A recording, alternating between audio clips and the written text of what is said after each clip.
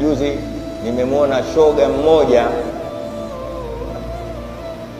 amerusha clip yake, anasema mimi bwana najenga misikiti, nimejenga madrasa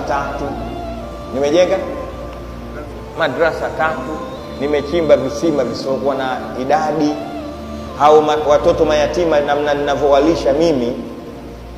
Akauliza, utanikuta motoni mie? Nyo.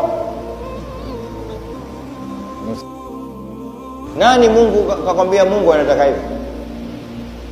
Mwenyezi Mungu anataka maadili.